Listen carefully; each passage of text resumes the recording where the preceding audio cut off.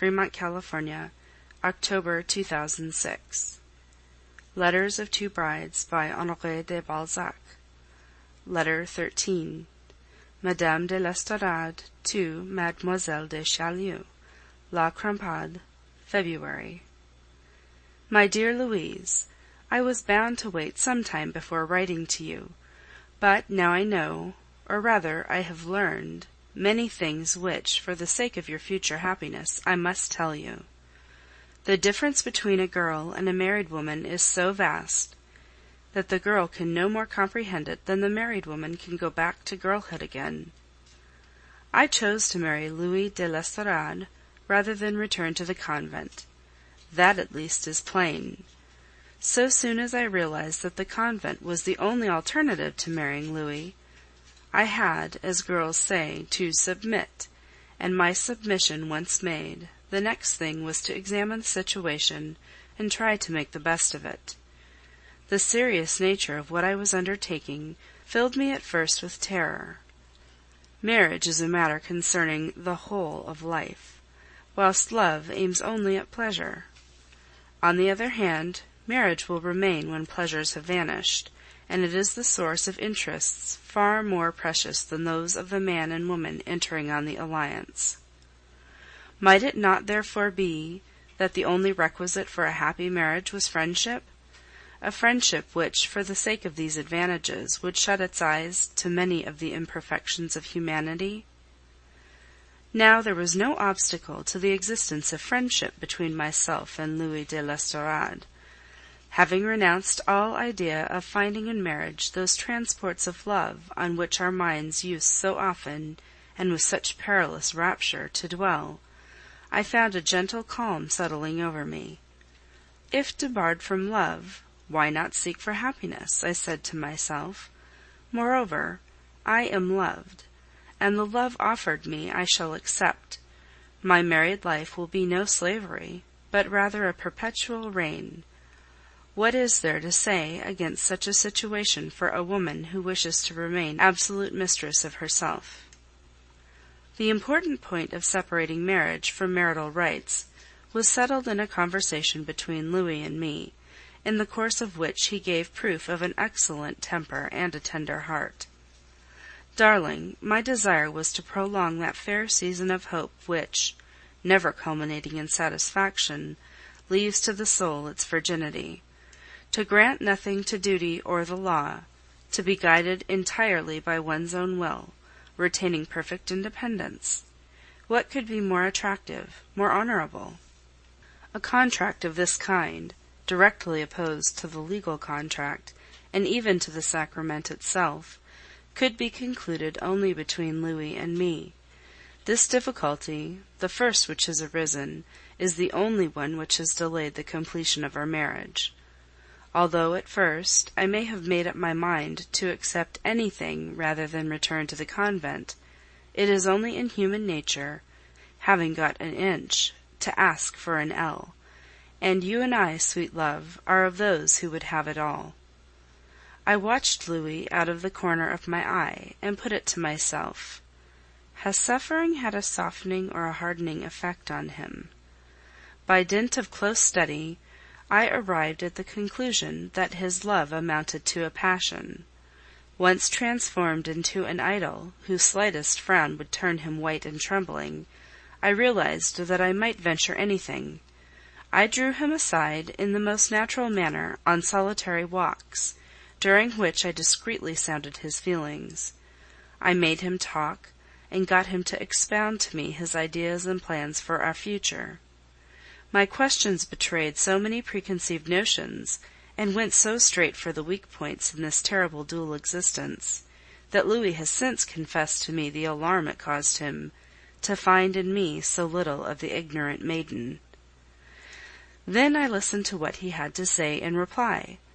He got mixed up in his arguments, as people do when handicapped by fear, and before long it became clear that chance had given me for adversary one who was the less fitted for the contest, because he was conscious of what you magniloquently call my greatness of soul. Broken by sufferings and misfortune, he looked on himself as a sort of wreck, and 3 fears in especial haunted him. First, we are aged respectively 37 and 17, and he could not contemplate without quaking the 20 years that divide us. In the next place, he shares our views on the subject of my beauty, and it is cruel for him to see how the hardships of his life have robbed him of youth. Finally, he felt the superiority of my womanhood over his manhood. The consciousness of these 3 obvious drawbacks made him distrustful of himself. He doubted his power to make me happy, and guessed that he had been chosen as the lesser of 2 evils. One evening he tentatively suggested that I only married him to escape the convent. "I cannot deny it," was my grave reply. My dear, it touched me to the heart to see the 2 great tears which stood in his eyes. Never before had I experienced the shock of emotion which a man can impart to us. "Louis," I went on, as kindly as I could, "it rests entirely with you whether this marriage of convenience becomes one to which I can give my whole heart.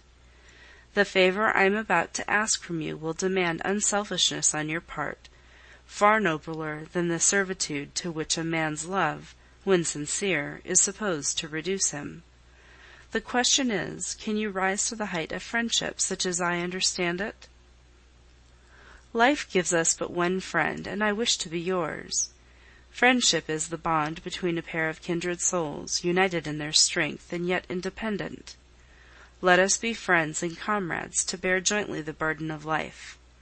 Leave me absolutely free. I would put no hindrance in the way of your inspiring me with a love similar to your own, but I am determined to be yours only of my own free gift. Create in me the wish to give up my freedom, and I at once lay it at your feet. Infuse with passion, then, if you will, this friendship, and let the voice of love disturb its calm. On my part, I will do what I can to bring my feelings into accord with yours. One thing, above all, I would beg of you. Spare me the annoyances to which the strangeness of our mutual position might give rise to our relations with others. I am neither whimsical nor prudish, and should be sorry to get that reputation, but I feel sure that I can trust to your honor when I ask you to keep up the outward appearance of wedded life. Never, dear, have I seen a man so happy as my proposal made Louis. The blaze of joy which kindled in his eyes dried up the tears. Do not fancy, I concluded, that I ask this from any wish to be eccentric. It is the great desire I have for your respect which prompts my request. If you owe the crown of your love merely to the legal and religious ceremony, what gratitude could you feel to me later for a gift in which my goodwill counted for nothing? If, during the time that I remained indifferent to you, yielding only a passive obedience, such as my mother has just been urging on me, a child were born to us, do you suppose that I could feel towards it as I would towards one born of our common love? A passionate love may not be necessary in marriage, but, at least, you will admit that there should be no repugnance. Our position will not be without its dangers. In a country life, such as ours will be, ought we not to bear in mind the evanescent nature of passion? Is it not simple prudence to make provision beforehand against the calamities incident to change of feeling? He was greatly astonished to find me at once so reasonable and so apt at reasoning, but he made me a solemn promise, after which I took his hand and pressed it affectionately.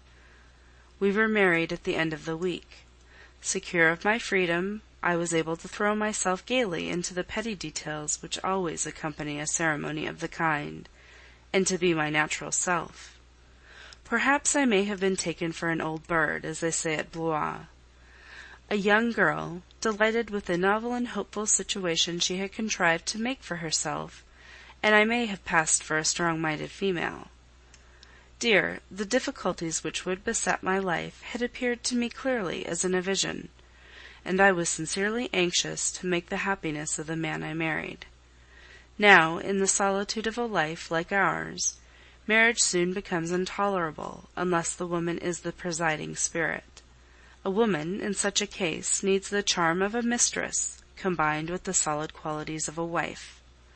To introduce an element of uncertainty into pleasure is to prolong illusion, and render lasting those selfish satisfactions which all creatures hold, and should shroud a woman in expectancy, crown her sovereign, and invest her with an exhaustless power, a redundancy of life that makes everything blossom around her. The more she is mistress of herself, the more certainly will the love and happiness she creates be fit to weather the storms of life. But above all, I have insisted on the greatest secrecy in regard to our domestic arrangements. A husband who submits to his wife's yoke is justly held an object of ridicule. A woman's influence ought to be entirely concealed. The charm of all we do lies in its unobtrusiveness. If I had made it my task to raise a drooping courage, and restore their natural brightness to gifts which I have dimly descried, it must all seem to spring from Louis himself. Such is the mission to which I dedicate myself, a mission surely not ignoble, and which might well satisfy a woman's ambition. Why, I could glory in this secret which shall fill my life with interest, in this task towards which my every energy shall be bent, while it remains concealed from all but God and you. I am very nearly happy now, but should I be so without a friendly heart in which to pour the confession? For how make a confidant of him? My happiness would wound him, and has to be concealed. He is sensitive as a woman, like all men who have suffered much. For 3 months we remained as we were before marriage. As you may imagine, during this time I made a close study of many small personal matters, which have more to do with love than is generally supposed. In spite of my coldness, Louis grew bolder, and his nature expanded. I saw in his face a new expression, a look of youth. The greater refinement which I introduced into the house was reflected in his person. Insensibly I became accustomed to his presence, and made another self of him. By dint of constant watching, I discovered how his mind and countenance harmonize. The animal that we call a husband, to quote your words, disappeared, and one balmy evening I discovered in his stead a lover, whose words thrilled me and on whose arm I leant with pleasure beyond words. In short, to be open with you, as I would be with God, before whom concealment is impossible, the perfect loyalty with which he had kept his oath may have piqued me, and I felt a fluttering curiosity in my heart. Bitterly ashamed, I struggled with myself. Alas, when pride is the only motive for resistance, excuses for capitulation are soon found. We celebrated our union in secret, and secret it must remain between us. When you are married, you will approve this reserve. Enough that nothing was lacking either of satisfaction for the most fastidious sentiment, or of that unexpectedness which brings, in a sense, its own sanction. Every witchery of imagination, of passion, of reluctance overcome, of the ideal passing into reality, played its part. Yet, in spite of all this enchantment, I once more stood out for my complete independence. I can't tell you all my reasons for this. To you alone shall I confide even as much as this. I believe that women, whether passionately loved or not, lose much in their relation with their husbands by not concealing their feelings about marriage and the way they look at it. My one joy, and it is supreme, springs from the certainty of having brought new life to my husband before I have borne him any children. Louis has regained his youth, strength, and spirits. He is not the same man. With magic touch I have effaced the very memory of his sufferings. It is a complete metamorphosis. Louis is really very attractive now. Feeling sure of my affection, he throws off his reserve and displays unsuspected gifts. To be the unceasing spring of happiness for a man who knows it and adds gratitude to love, ah, dear one, this is a conviction which fortifies the soul, even more than the most passionate love can do. The force thus developed, at once impetuous and enduring, simple and diversified, brings forth ultimately the family, that noble product of womanhood which I realize now in all its animating beauty. The old father has ceased to be a miser. He gives blindly whatever I wish for. The servants are content. It seems as though the bliss of Louis has let a flood of sunshine into the household, where love has made me queen.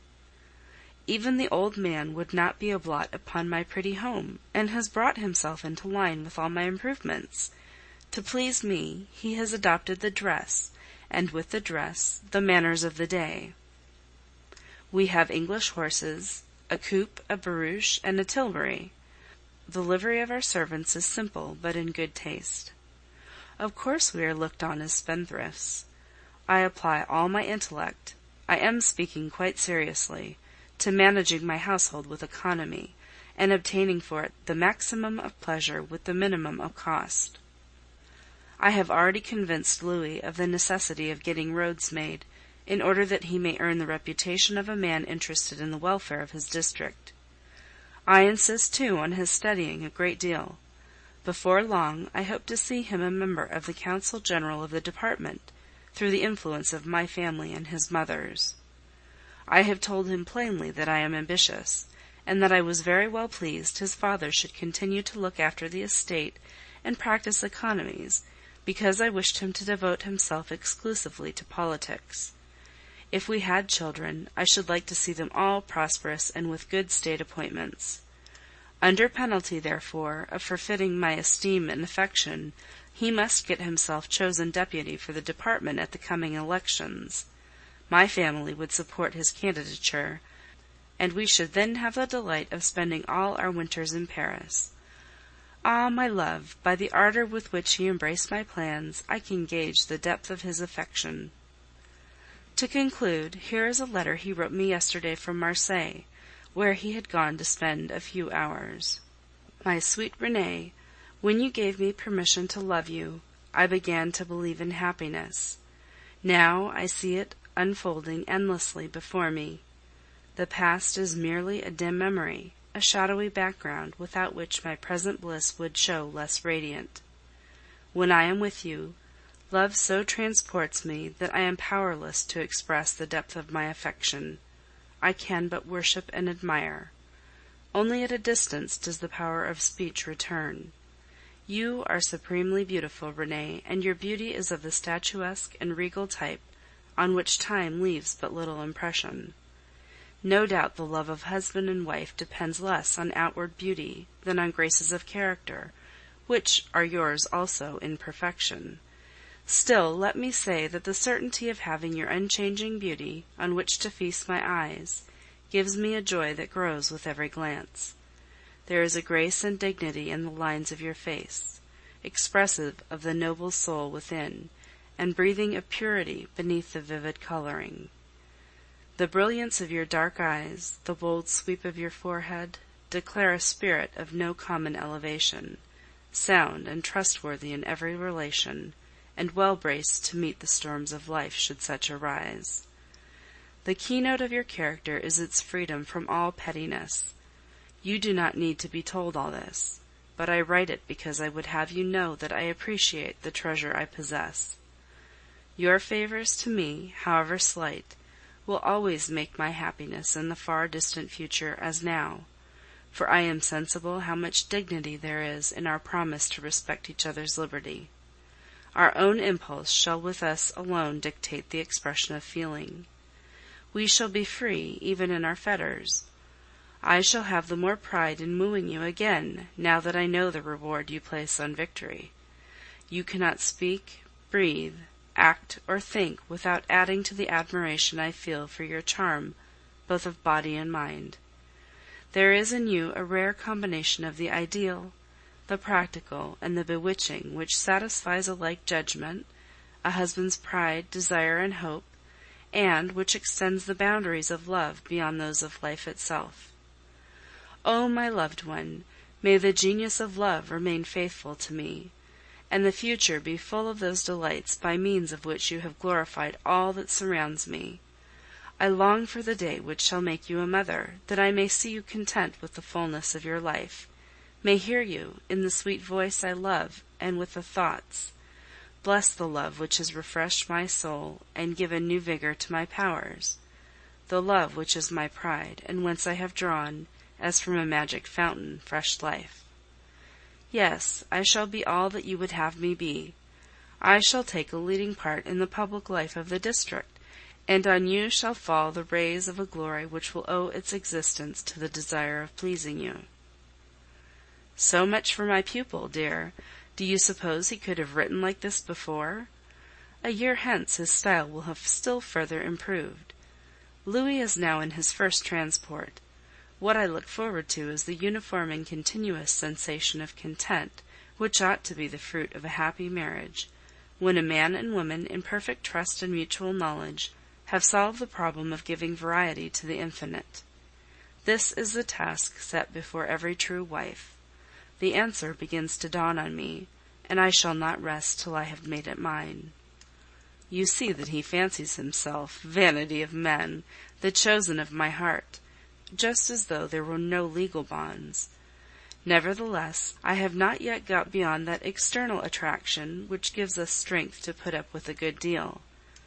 Yet Louis is lovable, his temper is wonderfully even, and he performs as a matter of course acts on which most men would plume themselves. In short, if I do not love him, I shall find no difficulty in being good to him. So here are my black hair and my black eyes, whose lashes act, according to you, like Venetian blinds, my commanding air, and my whole person raised to the rank of sovereign power. 10 years hence, dear, why should we not both be laughing and gay in your Paris, whence I shall carry you off now and again to my beautiful oasis in Provence? Oh, Louise, don't spoil the splendid future which awaits us both. Don't do the mad things with which you threaten me. My husband is a young man, prematurely old. Why don't you marry some young-hearted greybeard in the Chamber of Peers? There lies your vocation. End of Letter 13.